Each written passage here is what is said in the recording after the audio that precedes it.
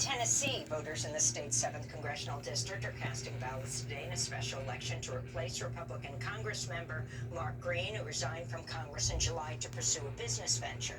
Republican Matt Van Epps faces a strong challenge by Democratic State Representative Afton Bain in a district that President Trump won by 22 percentage points last November. On Monday, House Speaker Mike Johnson flew to Tennessee to rally support for Van Epps, with President Trump calling in via speakerphone to endorse him. A federal appeals court has ruled President Trump's former personal attorney, Alina Habba, is serving unlawfully as U.S. Attorney for New Jersey. In their unanimous ruling Monday, 3 judges with the U.S. Third Circuit Court of Appeals ruled the Trump administration broke the law as it maneuvered to keep Habba installed as the top federal prosecutor in New Jersey after her 120-day interim appointment expired in July. This comes just days after a federal judge ruled that acting U.S. Attorney Lindsay Halligan, another former Trump personal lawyer with no experience prosecuting criminal cases, was also installed to her position unlawfully. Senate Minority Leader Chuck Schumer said 3 of his offices in New York were targeted with emailed bomb threats alleging the 2020 election was rigged, with the subject line MAGA. This comes as Arizona Democratic Senator Mark Kelly announced he and his wife Gabby Giffords have been receiving more death threats since President Trump called for his execution after Senator Kelly and other Democratic lawmakers urged U.S. service members to refuse illegal orders. We take these threats very seriously, and I take, the threats from this president seriously. So that was a How many times in our country's history have you heard a president of the United States say that members of the Senate and the House should be hanged and executed? I mean, I can't think of one. We'll have more on this story after headlines. And President Trump has commuted the 7-year prison sentence of private equity executive David Gentile, who defrauded over 10,000 investors of around $1.6 billion. Gentile was convicted of securities and wire fraud last year and was just days into serving his prison sentence. According to prosecutors, his victims were described as small business owners, farmers, veterans, teachers, and nurses.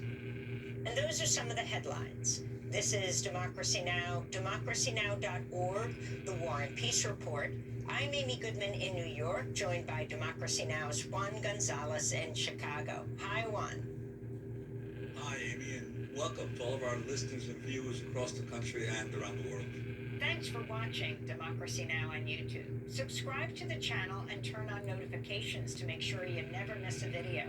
And for more of our audience-supported journalism, go to democracynow.org, where you can download our news app, sign up for our newsletter, subscribe to the daily podcast, and so much more. I haven't listened to Democracy Now! In a long time.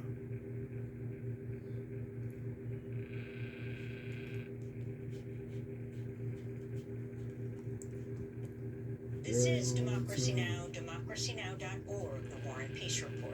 I'm Amy Goodman. We begin today's show looking at the growing scandal around the late convicted sex offender Jeffrey Epstein, both his ties to President Trump and a network of prominent politicians, academics, philanthropists, diplomats, and other public figures. Last week, Congress overwhelmingly voted almost unanimously, save one congressman, both in the Senate and the House, to compel the Justice Department to release all files related to Epstein, who died in 2019 in prison after he was arrested on federal charges for the sex trafficking of minors. President Trump signed the legislation, but has repeatedly described the call to release the Epstein files to be a hoax. Earlier this month, he snapped at a female reporter aboard Air Force One about the Epstein files.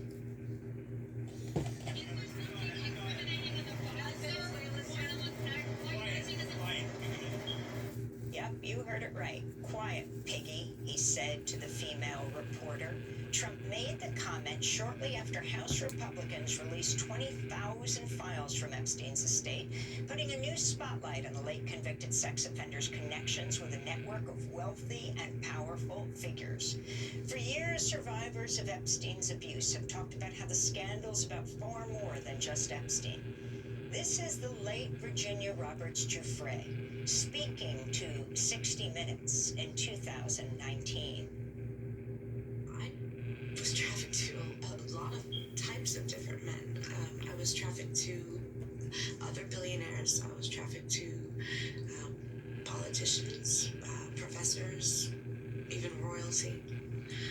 So the circles that Jeffrey Epstein ran in weren't your typical setting of human trafficking, and it was the elite of the world. It was the people who run the world. It was the most powerful people in the world, and those are our leaders. Those are the people that we are supposed to look up to.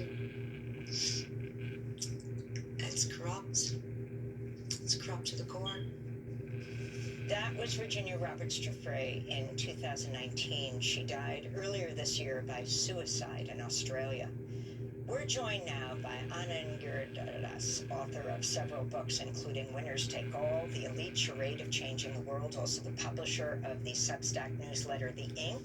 His recent piece for the New York Times is titled How the Elite Behave When No One is Watching Inside the Epstein Files.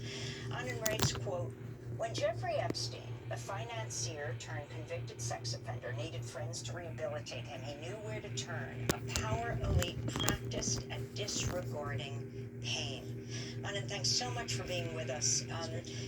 So talk about looking at the emails, what you looked at, and as you congratulate the women and talk about their bravery for coming forward, you take a very interesting look at who these people are that Epstein surrounded himself with, this elite network, as you talk about the Epstein class. Look, there is no doubt that at the beating dark heart of this story is one monstrous man. In Jeffrey Epstein, who did monstrous things, as Virginia was very bravely talking about there. But I think there's a lot of powerful people in this country who would like the story to begin and end with one monstrous man. And when these emails were released, I decided, maybe against my better judgment, that I was going to read all of them. And it took me 4 or 5 days just going through one after another, making notes. And I was really curious about all these other people, right? And some of them are celebrities and bold-faced names, like she was talking about. Some of them are utterly ordinary people no one's ever heard of. Some of them are professors, others. But I was interested in this larger network because these were the people that Jeffrey Epstein had, in effect, chosen to rehabilitate him socially and redeem him after he was a convicted sex offender trying to reestablish himself in society. And I was trying to understand how these relationships worked. And what I found was that it's very convenient for the American power elite to think about this as a story of one depraved man. But in fact, what the emails show, if you actually read them, is that he had chosen this particular kind of social network, this American power elite, because he could be sure that it would be able to look away at what he did, because it was very gifted at looking away over a generation at so much else, so much other abuse and suffering, whether the economic crises members of that network often helped cause, the wars members of that network helped push fraudulently, the pain of technological obsolescence that members of that network pushed on the American public. So this was a group of people well chosen by Jeffrey Epstein, because this American power elite, these circles that he moved in, if they have any superpower, it is the ability to hear the cries of people without power and close their ears. You write powerfully in this piece. It's a tale of powerful social network in which some, depending on what they knew, were perhaps able to look away because they had learned to look away from so much abuse and suffering. And you often talk about them being on both sides of the